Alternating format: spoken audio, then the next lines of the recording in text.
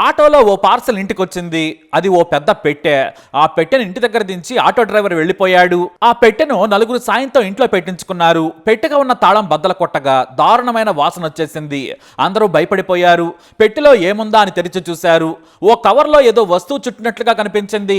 దాని పక్కనే O letter కూడా ఉంది. ఆ కవర్ ని తొలగించి చూడగా దారుణమైన దుర్వాసన వస్తున్న ఓ మగ వ్యక్తి శవం ఉంది. మృతదేహం దాదాపుగా కుళ్ళిపోయింది. ఈ స్టోరీలో చాలా చిత్ర విచిత్రాలు జరిగాయి. ఇక్కడ నేరం చాలా మందికి తెలిసిందే, కానీ హంతకుడి ప్రవర్తన చాలా విచిత్రంగా ఉంది. అతని గురించి తెలుసుకుంటే ఈ కథ కూడా తెలుస్తుంది. ఎందుకంటే ఇలాంటి డెడ్లీ ఆలోచన సినిమా రచయితలకు కూడా రాదు. కాకపోతే అతనికి క్రైమ్ ప్యాషన్ కాదు, కానీ అతని మనస్తత్వం నేర ప్రవృత్తితోనే ఉంది. పైగా అతని చుట్టూ ఉన్న లేడీస్ కూడా తీవ్రమైన నేరాలోచన ఉన్నవారని ఎస్పీ అద్నాన్ చెప్పారంటే మీరే అర్థం చేసుకోవచ్చు. ఒక్క మగాడికి ఇద్దరు లేడీస్ తోడైతే ఆ హత్య ఎంత దారుణంగా ఉంటుందో చూపించారు. ఈ పార్సల్ హత్య కూడా అంతగా మించే ఉంది. బహుశా మూవీ తీస్తే బెస్ట్ క్రైమ్ థ్రిల్లర్ అయ్యేదేమో. పశ్చిమ గోదావరి జిల్లా ఉండి మండలం ఎండగండి డెడ్ బాడీ కేసులో నిందితుడి పేరు శ్రీధర్ వర్మ. ఇతని ప్లాన్ ఒక్కటే, తన వదిన తులసి ఆస్తి కొట్టేయాలని, కానీ తన పేరు బయటకు రాకూడదని. తన కుట్ర తన వదినకి తెలియకూడదు, కానీ ఆస్తి కొట్టేయాలని భీకరమైన ప్లాన్ వేశాడు. అందులో తన భార్యలను అలాగే లవర్ ని కూడా ఇన్వాల్వ్ చేశాడు నీచుడు. శ్రీధర్ తల్లిదండ్రులు ఉండేది కాళ్ల మండలం కొప్పెళ్లలో. చెరువులో చేపల పెంపకం చేస్తూ జీవనం సాగిస్తూ ఉన్నారు. ఈ శ్రీధర్ మొదటి భార్య ఎలిజబెత్. ఆమె గాంధీనగర్ లో ఉంటుంది. ఇద్దరు కూతుళ్లు. అయితే రెండో భార్య రేవతి. ఈమెను ప్రేమించి పెళ్లి చేసుకున్నాడు. ఈ రేవతి దగ్గర నుంచే కథ మొదలైంది. ఈమెకి ఓ అక్కుంది. ఆమె పేరు తులసి.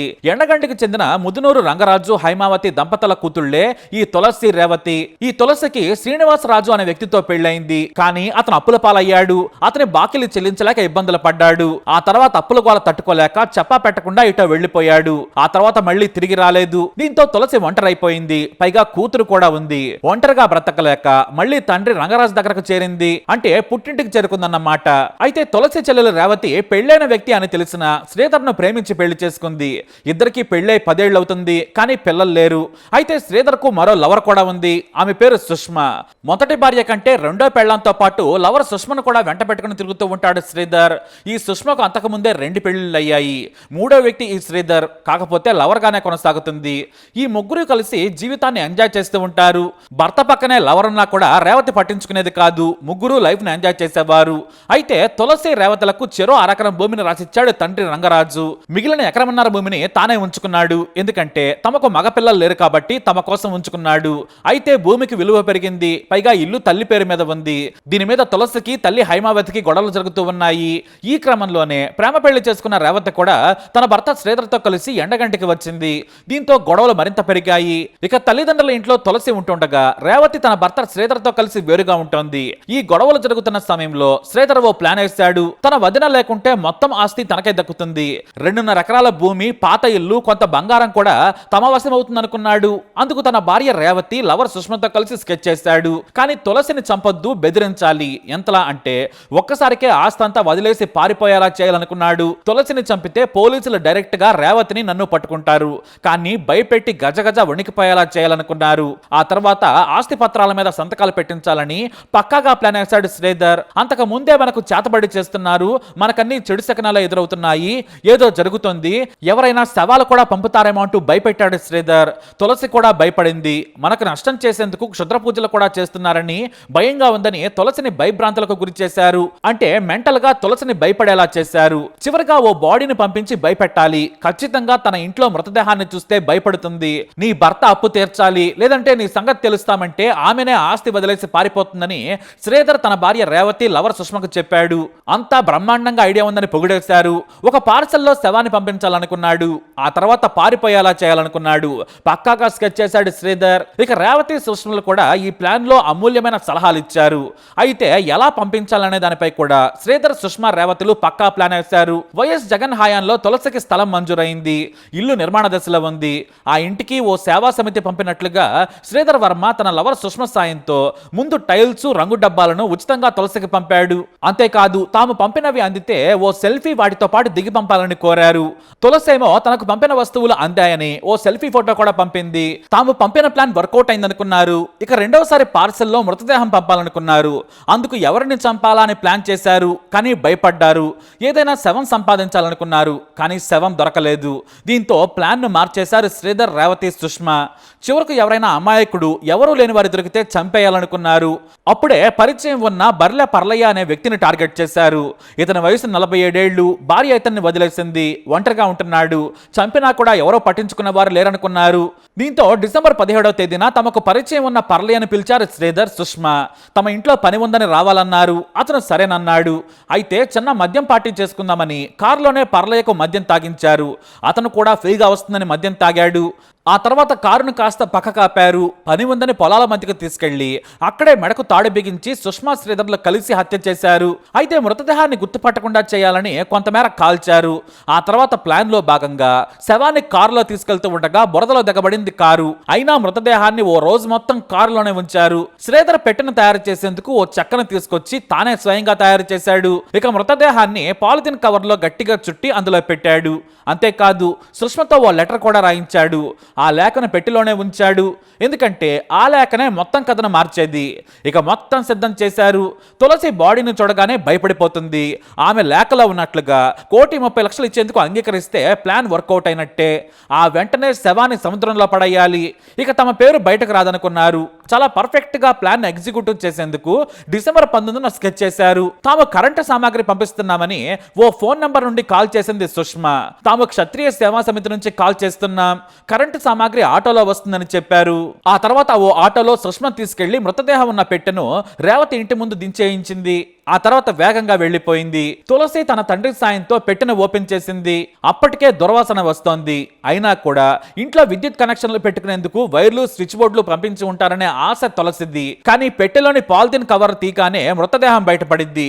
దాన్ని చూసి కెవ్వున కేకలు పెట్టారు తులసి, ఆమె తండ్రి.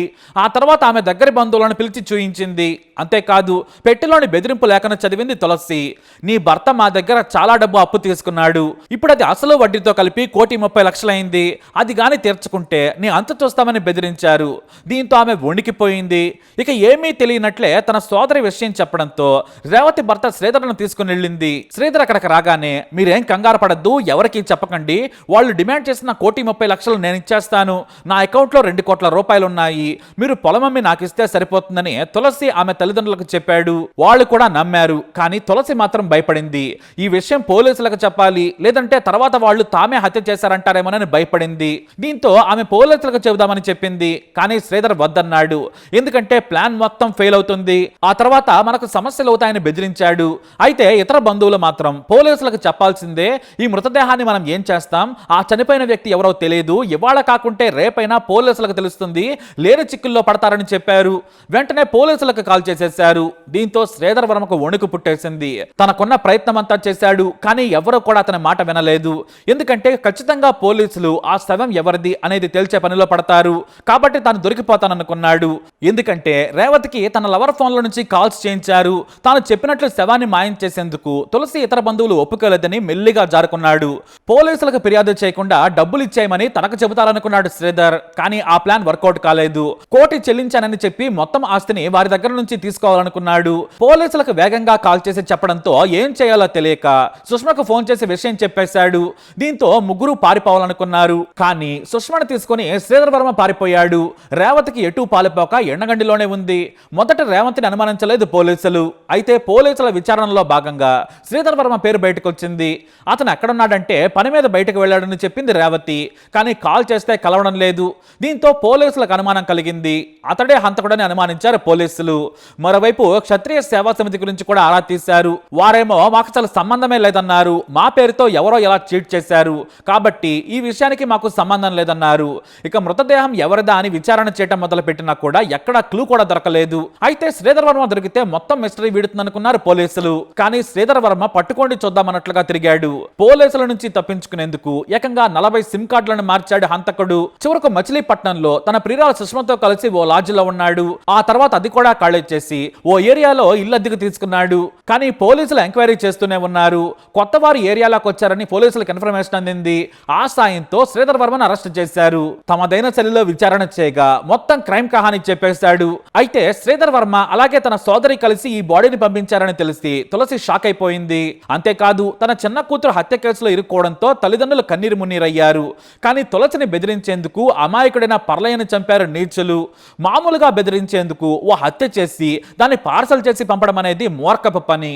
హాలీవుడ్ రేంజ్ లో క్రైమ్ ని చేసి 2 కోట్ల విలువైన ఆస్తులు కొట్టేయాలనుకున్నాడు శ్రీధర్ వర్మ.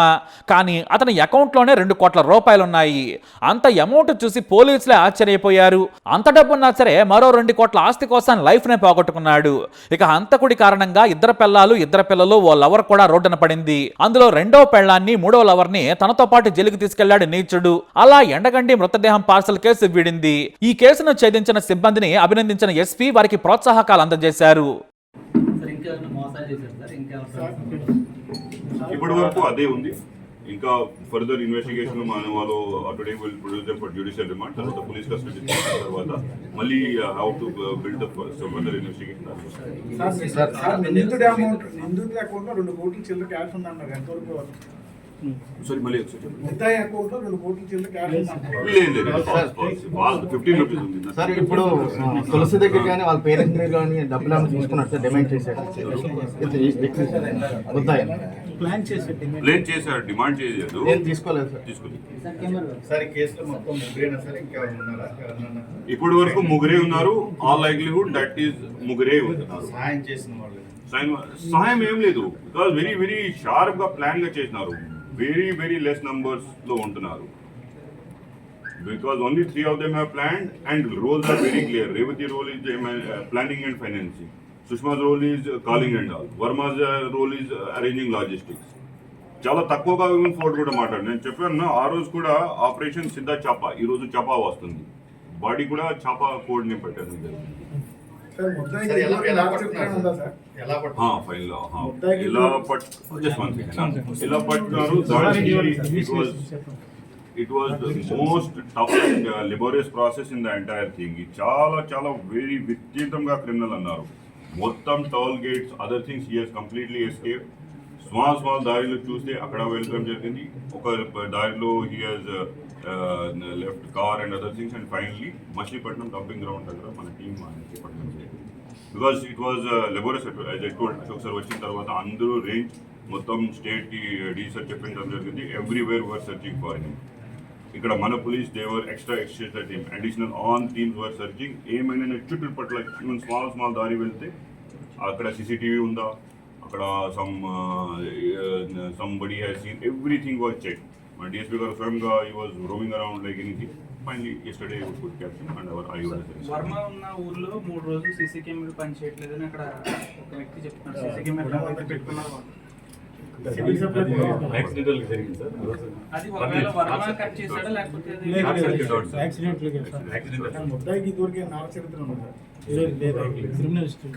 ఇప్పటి వరకు చెక్ చేసింది లేదు. ఇది ఫస్ట్ టైం. సార్ ఆ లెటర్ 30 లక్షల రూపాయలు లెటర్ ఎవరు రాశారు సార్? ఏ సుష్మా విజయలక్ష్మి రాశారు. So that is this letter. Vijayalakshmi రాశారు. It's her handwriting. We have confirmed it with other resources also. Final absolutely. అందరి ఎపిసోడ్ లో పర్లయ ఒక ఇన్నోసెంట్ లాగా వ్యక్తి, already suffering from life problems. భార్య వదిలేసరి he's living isolated life. Nobody he's creating problem. అక్కడ ఊర్లో అందరికి చాలా కోపం వచ్చింది అయిన తర్వాత.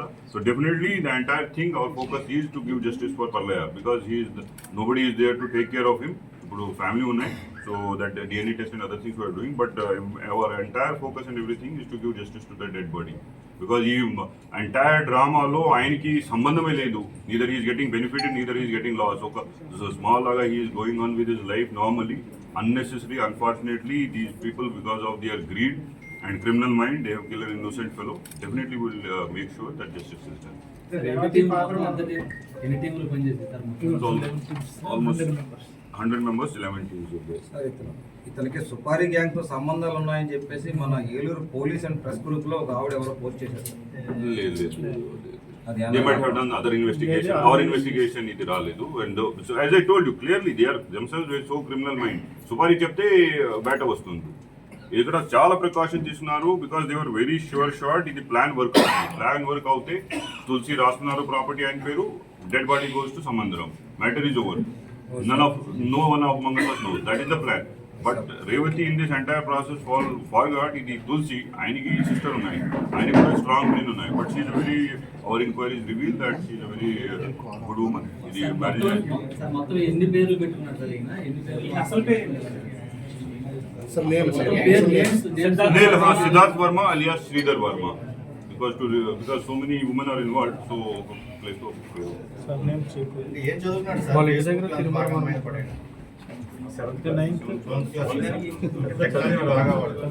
టెక్నాలజీ నాలెడ్జ్ అది వస్తుంది. ఇప్పుడు ఫోన్ లో మాట work on it everything. Facebook లో కాంటాక్ట్ చేసి రేవతి కూడా ఫేస్బుక్ కాంటాక్ట్ రేవతి ఫేస్బుక్ లేదు, విజయలక్ష్మి ఫేస్బుక్ చాలా మంది even illiterate people are able to use. Sir అతను ఒక రేంజ్ కారు సొంతగానే సార్ సొంత car around 20,000 he has purchased 2 years back. దాని ముందు ఒక బుల్లెట్ కూడా ఉంది. సార్ ఇప్పుడు ఈ కేసులో ఈ ముగ్గురేనా, ఒక అమ్మాయి కూడా చిన్నపిల్ల ఉందని చెప్పాను. చిన్నపిల్ల ఉంటారు, చిన్నపిల్ల అదే విజయలక్ష్మి కూతురి ఉన్నారు. బికాజ్ ఆల్ ద టైమ్ ఆయనతో పాటు ఉంటారు. So she's our witness in the case. అంటే వీళ్ళు పెద్దవాళ్ళిద్దరు పరిస్థితి ఏంటి సార్? వాళ్ళ ఫాదర్ మదర్ ఉన్నారు. ఫాదర్ మదర్ ఓకే ఉంటున్నారు, అది కూడా షాక్ లో ఉంటున్నారు. బికాజ్ మీరు అందరికీ somebody else's house is happened. ఆయనకి స్వయంగా ఇంట్లో వచ్చేస్తే ఇది షాక్ గా కూడా ఉన్నాయి. But they have been strong. మన ఇన్వెస్టిగేషన్ కూడా చాలా కోఆపరేట్ అయ్యడం జరిగింది. So there is no issue, they are doing fine. ఎన్ని రోజుల నుంచి ప్లాన్ చేశారు సార్ ఈ కేసు మొత్తం? మొట్టమొదటిగా అట్లీస్ట్ జూన్ నెల